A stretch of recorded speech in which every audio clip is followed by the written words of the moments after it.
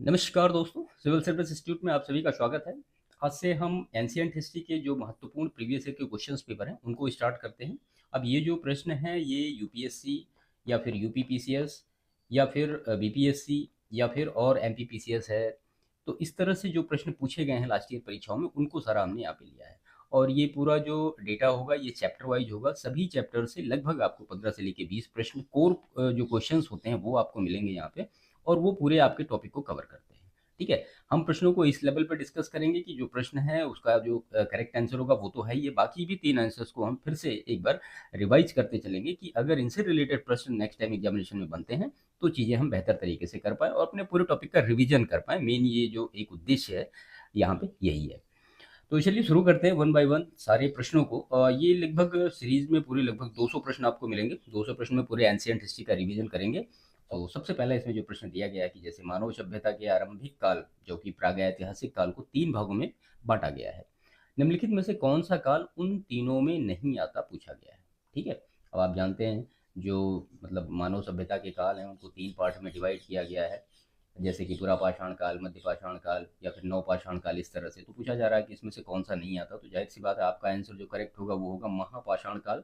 तो महापाषाण काल जो इसको तो यही नहीं आता है। इसको हम इंग्लिश में अगर देखें आप तो इसको कहते हैं मेगालिथिक पीरियड। ये दक्षिण भारत में जो विशाल पत्थर होते थे उनसे निर्मित समाधियों को हम कहते थे। और इसका अगर टाइम पीरियड आप निर्धारित करना चाहें तो लगभग 1000 बीसी के आसपास से लेकर मिलता है, जो कि फर्स्ट एडी तक का जाता है। ठीक है। अगर टाइम पीरियड इसका देख लें, पूरा पाषाण काल का, थोड़ा सा क्लियरिटी रहती है जब टाइम पीरियड हमारे माइंड में क्लियर होता है। तो देखिए पूरा पाषाण काल का जो टाइम पीरियड है, आप खाली इसको सुन लीजिए। 20 लाख बीसी से लेकर के कब तक, 9000 बीसी तक का। और अगर मध्य पाषाण काल की आप बात करें तो ये भी 9000 बीसी से लेकर कर 4000 बीसी तक का जाता है। और ऐसे ही अगर जो नवपाषाण काल है या नियोलिथिक एज है जिसको कहते हैं, तो इसका जो टाइम पीरियड है वो लगभग 4000 या 2000 बीसी से लेकर के और फर्स्ट पीढ़ी तक का। ठीक है। और ऐसे ही जो मतलब उत्तर पाषाण काल इसका एक पार्ट है, तो इसको भी जानना चाहिए। उत्तर पाषाण काल इसका जो टाइम पीरियड होता है वो होता है 6000 बीसी से लेकर के 2000 बीसी तक का। ठीक है। जो कि मध्य पाषाण काल और नवपाषाण काल के बीच का टाइम पीरियड, या आप ये कह सकते हैं एक ट्रांजिशन फेज होता है उसका। तो ये पूरा इस प्रश्न का डिटेल में आंसर था। इन सारी चीज़ों को आप बेहतर तरीके से यहाँ पे कवर कर सकते हैं। ठीक है। क्वेश्चन नंबर 2 देखते हैं।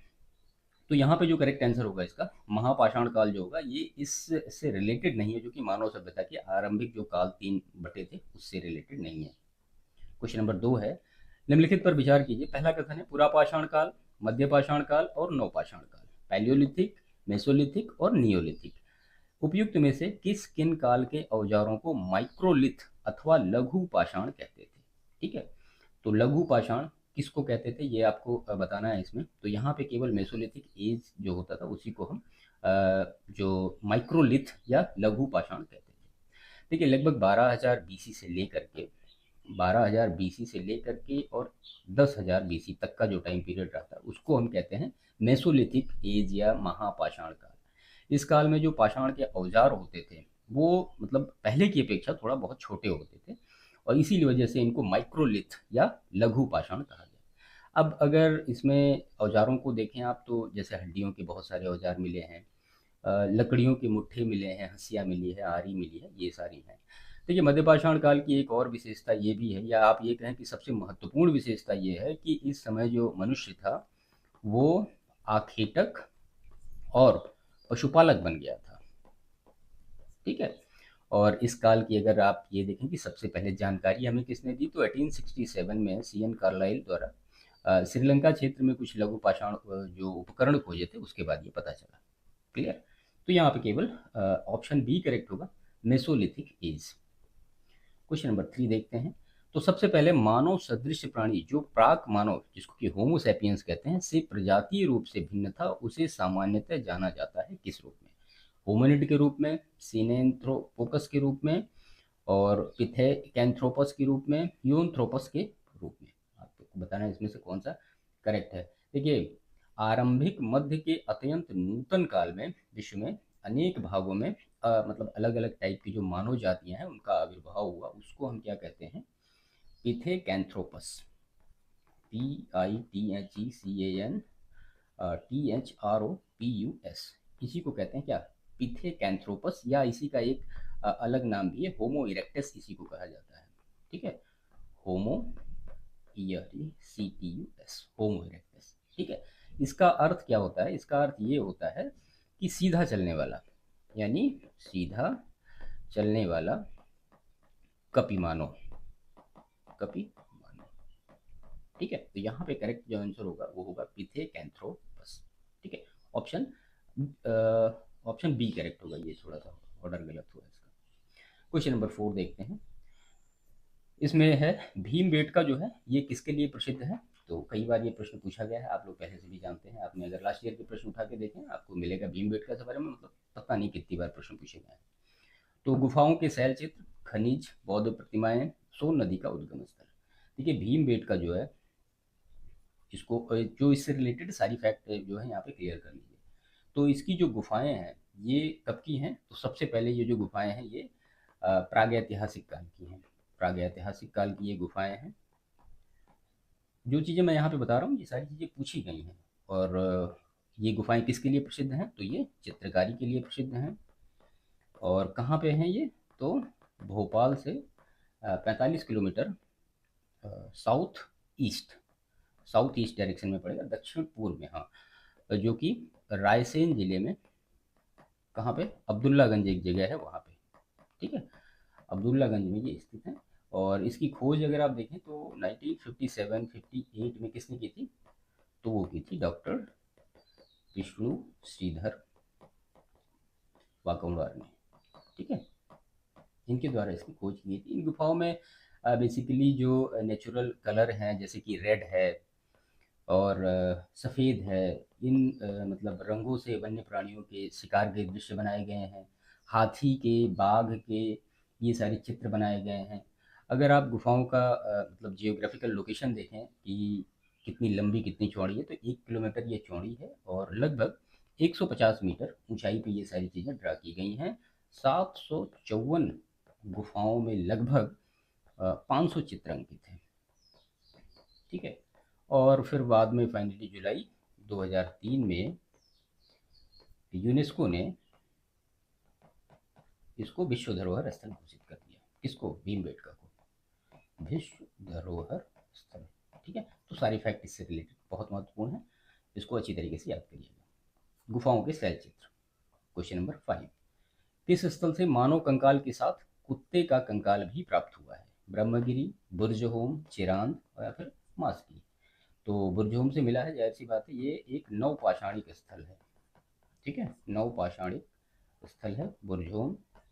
और है कहाँ पे भाई ये, तो ये कश्मीर घाटी में श्रीनगर के पास है।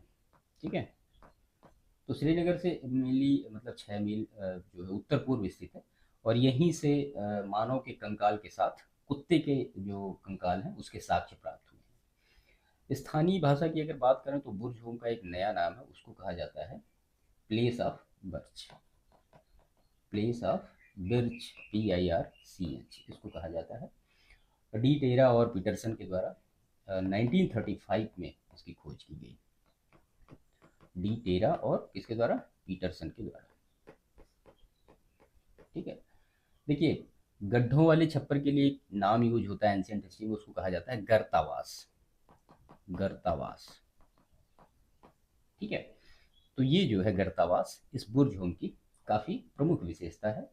और जो यहाँ के लोग थे वो एग्रीकल्चर से जानते थे, यानी कृषि से वो परिचित थे। ठीक है, तो ये बुर्जहोम के बारे में इंपॉर्टेंट इंफॉर्मेशन थी जो कि आपको जाननी चाहिए। इसके बाद क्वेश्चन नंबर 6 है, नौदा टोली का उत्खनन किसने कराया था। तो PD Vajpayee, HG Sankalia, VS Wakadkar और मॉर्टिमर व्हीलर। यहाँ पे करेक्ट आंसर क्या होगा, तो होगा HG सांकलिया ने कराया था।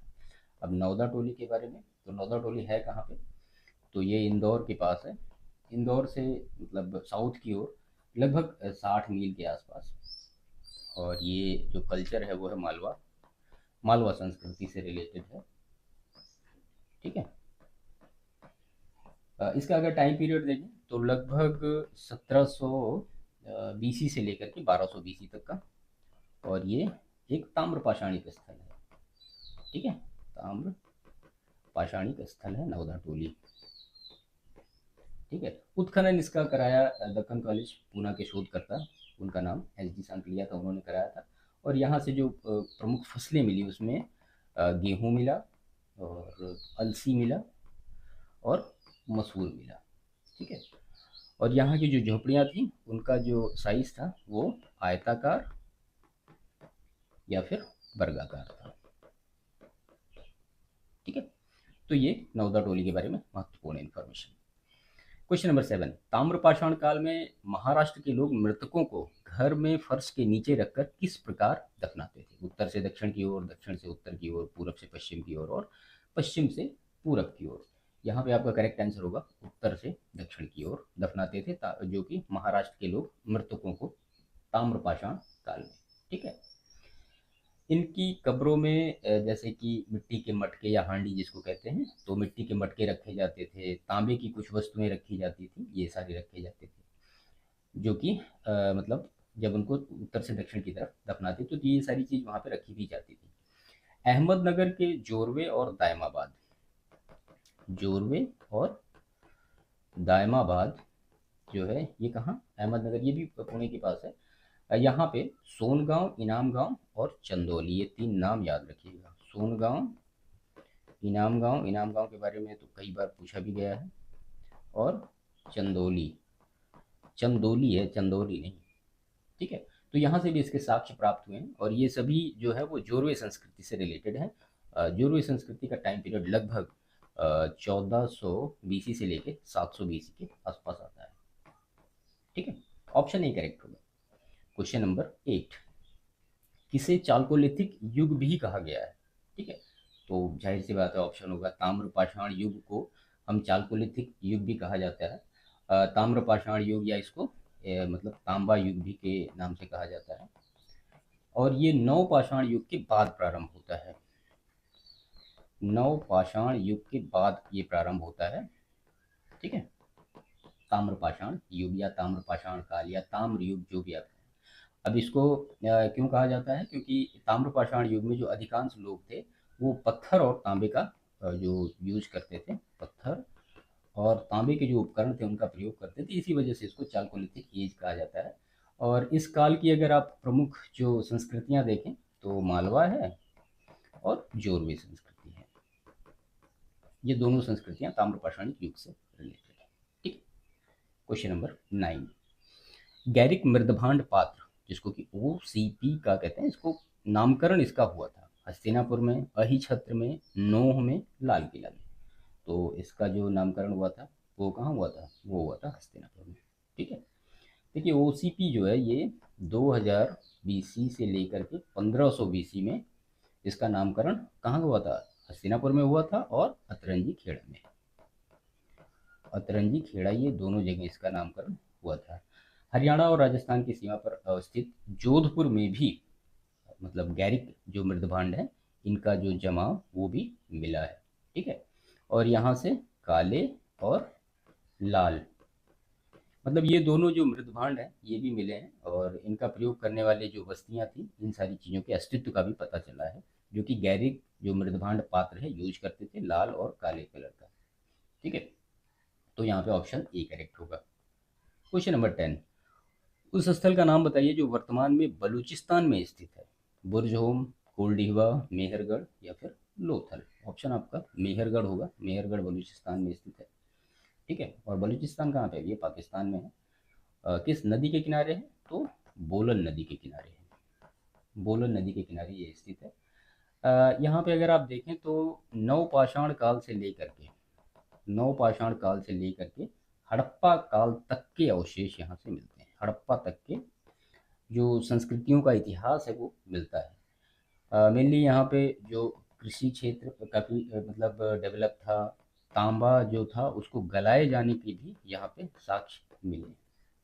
ठीक है, तो ऑप्शन सी करेक्ट होगा जो कि बलूचिस्तान में। ओके, क्वेश्चन नंबर 11 देखते हैं। अब ये सैंधो सभ्यता, अभी तक हमने जो प्रश्न देखे ये पाषाण काल से रिलेटेड थे एंशियंट हिस्ट्री में। अभी हम इसके बाद जो है सैंधो सभ्यता या सिंधु सभ्यता से रिलेटेड महत्वपूर्ण प्रश्न यहाँ पे देखते हैं। तो इसमें सबसे पहला प्रश्न है, सिंधु सभ्यता किससे संबंधित है? प्रागैतिहासिक युग से, आद्य ऐतिहासिक युग से, ऐतिहासिक युग से, या फिर उत्तर ऐतिहासिक युग से? ठीक है, देखिए सिंधु सभ्यता की अगर आपको टाइम फ्रेम पता हो तो ये 2500 बीसी से लेकर के 1500 बीसी तक का जाता है पूरा। और ये कैसी सभ्यता थी? ये एक कांस्य युगीन सभ्यता थी जो कि आद्य ऐतिहासिक युग से संबंधित है।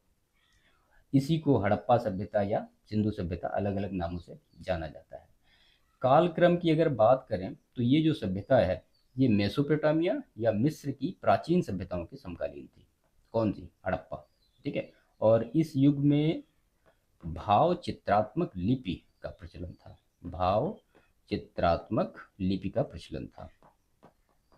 ठीक है, लेकिन इस लिपि को आज तक पढ़ा नहीं गया है, पढ़ा नहीं गया।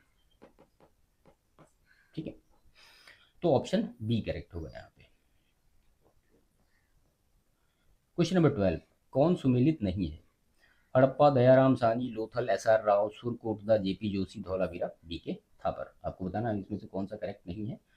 तो यहाँ पे ऑप्शन डी जो दिया गया है, धौलावीरा जो है ये बी के थापर से रिलेटेड नहीं है। किससे रिलेटेड है ये जगपत जोशी और आर एस विस्ट से रिलेटेड है। जगपत जोशी और आर एस विस्ट से रिलेटेड है धौलावीरा। ठीक है, हड़प्पा से रिलेटेड दयाराम साहनी बिल्कुल करेक्ट है, 1921। लोथल का उत्खनन एस आर राव ने कराया था 1955 में। सुरकोटदा इसका उत्खनन जेपी जोशी ने कराया था और इसमें 1954 में, हाँ शायद 1954 में कराया था। और बाकी धौलावीरा का जो है ये जगपत जोशी और आर एस बिस्ट ने कराया था 1966-67 के आसपास। ठीक है, धौलावीरा से ही हड़प्पा सभ्यता का एकमात्र स्टेडियम मिला है, एकमात्र स्टेडियम यहीं से प्राप्त हुआ है। ठीक है, याद रखिएगा। क्वेश्चन नंबर 13, सिंधु सभ्यता का कौन सा स्थल वर्तमान में पाकिस्तान में स्थित है? कालीबंगा, लोथल, हड़प्पा और आलमगीरपुर। तो यहाँ पे जो हड़प्पा है ये पाकिस्तान में स्थित है। तो पाकिस्तान का जो पंजाब प्रांत है वहाँ पे स्थित है, मोंटगोमरी क्षेत्र में स्थित है। ठीक है, ये रावी नदी के तट पर स्थित है। 1921 में दयाराम साहनी के द्वारा इसकी खुदाई प्रारंभ की गई और बाद में स्टुअर्ट पिगट ने इसे अर्ध औद्योगिक नगर कहा। स्टेटमेंट इसको लिख लीजिए, स्टुअर्ट पिगट। ठीक है, क्या कहा इसको? अर्ध औद्योगिक नगर। ठीक है, हड़प्पा को कहा। तो सिंधु घाटी सभ्यता का कौन सा स्थल पंजाब में स्थित है? हड़प्पा करेक्ट आंसर होगा। मोहनजोदड़ो की सबसे बड़ी इमारत कौन सी है? विशाल स्नानागार, अन्नागार, बड़ा भवन जिसको कि सभागार कहते हैं, 2 मंजिला इमारत। तो यहाँ पे जो अन्नागार था ये सबसे बड़ी इमारत है मोहनजोदड़ो की। इसकी खुदाई करी 1922 में। ठीक है, 21 में तो दयाराम साहनी ने हड़प्पा की खुदाई की थी और 22 में राखलदास बनर्जी ने मोहनजोदड़ो की मतलब खुदाई कराई, उनके निर्देशन में खुदाई हुई। इसके अगर शाब्दिक अर्थ की बात करें तो मृतकों का टीला होता है जो कि मोहनजोदड़ो का मतलब होता है। और यहाँ से सबसे बड़ी इमारत की बात करें तो मिला वो ग्रेनरी। ठीक है, देखिए व्हीलर कहता है, यानी व्हीलर के अनुसार जो इमारत है वो 45.71 मीटर लंबी इसकी लेंथ है और 22.86 मीटर इसकी चौड़ाई है व्हीलर के अनुसार। ये क्या था? तो ये राजकीय भंडारागार था मोहनजोदड़ो, राजकीय भंडारागार। ठीक है, हड़प्पा में कुल मिला के 6 अन्नागार मिले हैं जो कि लगभग इसी साइज के हैं। और मोहनजोदड़ो से अगर आप देखें कि और जो इम्पोर्टेंट चीज़ें प्राप्त हुई हैं तो विशाल स्नानागार भी वहाँ से मिला है, महाविद्यालय का भवन भी मिला है, पुजारी और योगी इस तरह की जो उनकी मूर्तियाँ हैं ये सारी भी मोहनजोदड़ो से ही हमें प्राप्त हुई हैं। क्वेश्चन नंबर 15, सिंधु घाटी सभ्यता का कौन सा स्थान भारत में स्थित है? हड़प्पा, मोहनजोदड़ो, लोथल, उपरोक्त में से कोई नहीं। तो आप जानते हैं लोथल जो है ये भारत में स्थित है और कहाँ पे है? ये गुजरात में है। गुजरात में अहमदाबाद ज़िले में है, भोगवा नदी के तट पर, भोगवा नदी के तट पर है। 1954-55 में इसका उत्खनन कराया गया था रंगनाथ राव के नेतृत्व में, रंगनाथ राव के नेतृत्व में। और यहाँ पे जो इसकी सबसे इम्पोर्टेंट चीज़ या जो लोथल के बारे में सबसे ज़्यादा पूछा जाने वाला फैक्ट है वो है गोदीबाड़ा, या जिसको कि हम डकयार्ड कहते हैं या बंदरगाह कहते हैं। तो ये जो है इसका सबसे इम्पोर्टेंट फैक्ट है लोथल का, जो कि कई बार एग्जामिनेशन में पूछा गया है। और यहाँ पे एक महत्वपूर्ण चीज़ और कि हाथी दांत का पैमाना कहाँ से प्राप्त हुआ है, वो लोथल से ही प्राप्त हुआ है। ठीक है, इसके बाद क्वेश्चन नंबर 16 देखते हैं। तो सिंधु घाटी सभ्यता की जो प्रमुख विशेषता थी क्या थी, तो प्रकृति की शक्तियों की पूजा, व्यवस्थित शहरी जीवन, ग्रामीण क्षेत्र ग्रामीण खेती, जाति आधारित समाज। तो जो सिंधु घाटी सभ्यता की प्रमुख विशेषता थी वो व्यवस्थित शहरी जीवन था। देखिए, उत्कृष्ट नगर नियोजन में जो सिंधु घाटी सभ्यता थी वो काफ़ी फली फूली, और यहाँ की जो सड़कें थी वो एक दूसरे को समकोण पे बिल्कुल ऐसे इस तरह से काटती थी। और जो नगर बने हुए थे वो कैसे बने हुए थे, वो वर्गाकार थे या फिर चतुर्भुजाकार थे। ठीक है, और जो नगरों का भवन जाल था यानी जो पैटर्न था वो बिल्कुल ऐसे ग्रिड पद्धति पे चलता था वो। ठीक है, पर्यावरण के अनुकूल इनकी जो ड्रेनेज सिस्टम था यानी जो जल निकास प्रणाली थी मोहनजोदड़ो में, वो काफ़ी मतलब अच्छी थी, पर्यावरण के अनुकूल थी। और ये जो भारतीय उपमहाद्वीप के प्रथम नगरीकरण का उत्कृष्ट उदाहरण है। ठीक है, मुख्य परीक्षा में इससे रिलेट करके कई बार प्रश्न पूछा जा सकता है कि हम उसको अभी कैसे क्या सीख सकते हैं हड़प्पा से, तो वो तो खैर आगे की चीज़ें हैं। तो ऑप्शन यहाँ पे बी करेक्ट होगा। क्वेश्चन नंबर 17 देखते हैं। तो यहाँ पे है हड़प्पा कालीन स्थल रंगपुर किस राज्य में स्थित है। ठीक है, तो जो हड़प्पा कालीन रंगपुर है ये गुजरात में स्थित है। ठीक है, तो गुजरात के सौराष्ट्र क्षेत्र में स्थित है। किस जिले में, काठियावाड़ जिले में, काठियावाड़ जिले में ये स्थित है। सुखभादर या जिसको कि हम मादर नदी भी कहते हैं, मादर नदी के तट पर। ठीक है, इसका एक और नाम भी है, उसको कहा जाता है सुखभादर नदी, जिसके समीप स्थित है। खुदाई कराई गई 53-54 में, 1953-54 में, इसके द्वारा रंगनाथ राव के द्वारा ही कराई गई। और रंगपुर जो है एक पठारी और असमतल भूमि है। यहाँ से क्या मिला है, तो कच्ची ईंटों का दुर्ग मिला है, कच्ची ईंटों का दुर्ग मिला है, जिसमें कि पक्की ईंटों का भी प्रयोग कहीं कहीं हुआ है। और जो महत्वपूर्ण चीज़, यहाँ से धान की भूसी के साक्ष्य मिले हैं, धान की भूसी के साक्ष्य मिले हैं। ठीक है, रंगपुर से। तो ये कुछ महत्वपूर्ण चीज़ें थी इसके बारे में। सिंधु घाटी सभ्यता के लोग किसकी पूजा करते थे, तो पशुपति की, इंद्र और वरुण की, ब्रह्मा की या फिर विष्णु की। तो यहाँ पे जो करेक्ट आंसर होगा वो होगा पशुपति की पूजा सिंधु घाटी सभ्यता के लोग करते थे। देखिए, जो सिंधु घाटी सभ्यता के लोग थे वो मातृ देवी और रुद्र देवता या जिसको कि हम पशुपति कहते हैं, पशुपति या भगवान शिव जिसको कहते हैं, तो उनकी ये पूजा करते थे। और इसके अलावा भी वो पशु पूजा जो थी वो भी प्रचलन में थी सिंधु घाटी सभ्यता में। ठीक है, कालीबंगा से यहाँ से एक अग्निकुंड प्राप्त हुआ है, अग्निकुंड यहाँ से प्राप्त हुआ है। तो इसी के आधार पर यह अनुमान लगाया जाता है कि यहाँ के लोग मतलब जो यहाँ के निवासी थे वो आग और स्वास्तिक की भी पूजा किया करते थे, आग और स्वास्तिक की भी पूजा ये किया करते थे। ठीक है, तो ऑप्शन ए करेक्ट होगा यहाँ पे। क्वेश्चन नंबर 19, भारत में चांदी की उपलब्धता के प्राचीनतम साक्ष्य मिलते हैं हड़प्पा संस्कृति में, पश्चिम भारत की ताम्रपाषाणिक संस्कृति में, वैदिक संहिताओं में और चांदी के आहत सिक्कों में। तो यहाँ पे जो करेक्ट आंसर होगा वो होगा हड़प्पा संस्कृति में चांदी की उपलब्धता के जो प्राचीनतम साक्ष्य मिले हैं वो मिले हैं यहाँ पे। ठीक है, तो इस काल में सोने की अपेक्षा यानी स्वर्ण की अपेक्षा चांदी जो है वो अधिक प्रचलन में थी। किस काल में, हड़प्पा संस्कृति में चांदी का प्रचलन ज़्यादा था।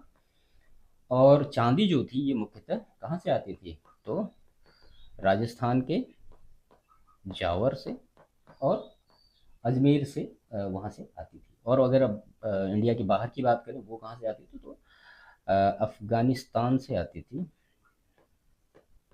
ठीक है, अफगानिस्तान से, अफगानिस्तान में कहाँ पे, तो वो जगह का नाम है लाजवर्द, लाजवर्द से चांदी आयात की जाती थी। ईरान से भी मतलब चांदी को मंगाने के साक्ष्य मिले हैं। ऑप्शन ए यहाँ पे करेक्ट होगा। क्वेश्चन नंबर 20, हड़प्पा कालीन स्थलों में अभी तक किस धातु की प्राप्ति नहीं हुई है पूछा जा रहा है। तांबा, चांदी, स्वर्ण और लोहा। तो आपका जो करेक्ट आंसर होगा वो होगा लोहा की प्राप्ति नहीं हुई है, क्योंकि आपने पहले भी प्रश्नों में देखा है तो हड़प्पा कालीन सभ्यता थी वो कैसी थी, वो कांस्य युगीन थी। ठीक है, तो कृषि कार्य के लिए मेनली जो पत्थर का उपयोग होता था, लोहे का प्रयोग उस समय नहीं होता था, या फिर कांसे के जो औजार होते तो उनका प्रयोग किया जाता था। सोना जो है वो चांदी, सोना है, चांदी है, ये सारी चीज़ें जो है अफगानिस्तान और मतलब अलग अलग जगहों से मंगाई जाती थी। लेकिन जो लौह युग की बात करें तो वो उत्तर वैदिक काल से उसको माना जाता है। ठीक है, और लोहे के जो प्राचीनतम साक्ष्य आप देखें तो वो गांधार जो कि पाकिस्तान में है वहाँ से मिले हैं, जो कि लगभग 1000 BC के आसपास का है। ठीक है, जो कि यहाँ से मिले हैं। और कृषि से संबंधित लौह उपकरण जो है पहली बार कहाँ से मिले हैं, वो अतरंगी खेड़ा से मिले हैं। महत्वपूर्ण फैक्ट है, अतरंगी खेड़ा से जो कृषि में लौह उपकरण का प्रयोग हुआ है, लौह उपकरण का ये प्रश्न पूछा गया है एक बार। ठीक है, तो उसका जो पहला साक्ष्य मिला वो कहाँ से मिला, अतरंगी खेड़ा से मिला। क्वेश्चन नंबर 21, भारत का सबसे बड़ा हड़प्पा पुरा स्थल कहाँ है। आलमगीरपुर, लोथल, कालीबंगा या फिर राखीगढ़ी। तो राखीगढ़ी सबसे पुरा मतलब बड़ा पुरा स्थल है। जो इसकी खोज किसने की, तो वो की थी बसंत शिंदे ने। ठीक है, और ये है कहाँ पे भाई, तो ये हरियाणा में है। ठीक है, भारत में हड़प्पा का जो है सबसे बड़ा पुरा स्थल राखीगढ़ी को ही माना जाता है, जो कि हिसार डिस्ट्रिक्ट में है हरियाणा के। और ये किस रिवर के उस पे है, तो ये घग्गर नदी के किनारे स्थित है। और 1963 में जो प्रोफेसर सूरजभान और आचार्य भगवान देव ने इसकी खोज भी की थी। तो राखीगढ़ी से ही प्राक हड़प्पा और परिपक्व हड़प्पा दोनों चीज़ों के प्रमाण मिले हैं। क्वेश्चन नंबर 22, सिंधु घाटी के लोग जो है एक महत्वपूर्ण रचना किसकी मूर्ति है। तो सिंधु घाटी सभ्यता के लोगों की एक महत्वपूर्ण रचना किसकी मूर्ति है, तो वो नृत्य करती हुई नर्तकी की जो मूर्ति है ये है। सिंधु घाटी के जो लोग थे वहाँ की ये महत्वपूर्ण मूर्ति है, जो कि किससे निर्मित थी, ये कांसे से निर्मित थी। ठीक है, और इसको यूज किया जाता था बनाने के लिए जो कि lost wax method, lost wax method यानी जिसको कि द्रवी मोम विधि कहते थे। वो एक पुतला बना लेते थे, उसके बाद उसमें मोम भर देते थे, उसके ऊपर से फिर मतलब तांबे को डाल देते थे और धीरे धीरे मोम फिर से गर्म करके पिघल जाता था, और बाद में वो जो कांसा था वो खाली बचता था एक ढांचे के आकार का। तो ये जो मूर्ति है ये मोहनजोदड़ो के SDR क्षेत्र से भी प्राप्त हुई है, और मोहनजोदड़ो का संबंध कहाँ से है, पाकिस्तान के चंदे से है। क्वेश्चन नंबर 23, सैंधो सभ्यता का जो महान स्नानागार कहाँ से प्राप्त हुआ था, तो ये हुआ था मोहनजोदड़ो से। ठीक है, 1922 में आपने ऊपर भी देखा कि राकलदास बनर्जी ने मोहनजोदड़ो की खोज की, और यहीं से सैंधो सभ्यता का जो महान स्नानागार है इसका साक्ष्य भी मिला। और अगर आप इसकी लंबाई चौड़ाई ये सारी चीज़ें देखें तो 11.88 मीटर ये जो है लंबा, और 7.01 मीटर ये चौड़ा, और 2.43 मीटर ये ऊंचा, सॉरी गहरा है। ठीक है, हमने ऊपर जो फैक्ट देखा था वो टिकट के अनुसार था, वो तो इसको इसमें मिलाइएगा नहीं। इसकी जो फर्श थी वो पक्की ईंटों से निर्मित थी, और इसमें उतरने के लिए उत्तर और दक्षिण दोनों तरफ से सीढ़ियां बनी हुई थी। मार्शल ने जो है स्नानागार को तत्कालीन विश्व का जो आश्चर्यजनक निर्माण बोला है, और यहाँ पे विशाल स्नानागार, धर्मानुष्ठान संबंधी स्नान, ये सारी चीज़ों के लिए इसका प्रयोग किया जाता था। ओके, क्वेश्चन नंबर 24, हड़प्पा के लोग किस वस्तु के उत्पादन में अग्रणी थे। मुद्राएं, कांसे के औजार, कपास और जौ। तो ऑप्शन सी यहाँ पे करेक्ट होगा। तो कपास के उत्पादन में वो अग्रणी थे। मेनली अगर देखें आप कि व्यापार का आधार क्या था, तो व्यापार का आधार था तो एग्रीकल्चर कृषि ही था, वो कपास के उत्पादन में अग्रणी थे, और अन्य फसलों से भी वो परिचित थे, जैसे कि चावल है, गेहूँ है, खजूर है, तरबूज है, मटर है, राई, इन सारी चीज़ों के बारे में भी वो जानते थे। कपास के अगर उत्पादन की आप बात करें तो सबसे पहले इसका उत्पादन कहाँ किया गया, वो सिंधु क्षेत्र में ही किया गया। ठीक है, मेसोपोटामिया या जिसको कि अभी हम मिस्र बोलते हैं, यहाँ भी कपास उत्पादन के लिए सिंधु शब्द, और यूनान के जो लोग थे वो कपास उत्पादन के लिए किस शब्द का प्रयोग करते थे, उनको कहते थे वो सिंडन। ठीक है, या सिडोन के नाम से, और उसी से बाद में सिंधु सभ्यता सिंधु निकला है ऐसा माना जाता है। ऑप्शन सी यहाँ पे करेक्ट होगा। क्वेश्चन नंबर 25 है, वेद शब्द का अर्थ है तो वेद शब्द का क्या अर्थ है? ज्ञान, कुशलता, बुद्धिमत्ता या फिर शक्ति। तो वेद का अर्थ होता है ज्ञान। ठीक है, वेदों के संकलन करता कौन है? तो उनका नाम है वेद व्यास। इन्हीं को माना जाता है। और वेदों को क्या कहा जाता है? अपौरुषेय। अपौरुषेय वेदों को ये माना जाता है। चार वेद हैं, ऋग्वेद, सामवेद, यजुर्वेद, अथर्ववेद। और इन्हीं चारों वेदों को क्या कहा जाता है? संहिता कहा जाता है। अथर्ववेद के अतिरिक्त जो अन्य तीन वेद हैं उनमें उनको किस में शामिल किया जाता है? उनको त्रयी बोला जाता है। ठीक है, अथर्ववेद को हटा दीजिए तो ऋग्वेद, सामवेद, यजुर्वेद बचेगा। उन्हीं को कहते हैं, तीन वेदों को त्रयी बोला जाता है। और वेदों को श्रुति कहा जाता है क्योंकि ये सुन के ट्रांसफर हुए, इनको राइट नहीं किया जाता उस समय, बाद में इनको फिर अपने अपने हिसाब से राइट किया गया। वेदों के चार अंग होते हैं जिनको कि हम क्या कहते हैं? वेदांग। ठीक है, इसी में वैदिक संहिता, ब्राह्मण ग्रंथ, आर्य, उपनिषद, ये सारी चीजें अभी प्रश्नों में आगे आती रहेंगी तो आपको मिलती रहेंगी। ऑप्शन ए करेक्ट होगा।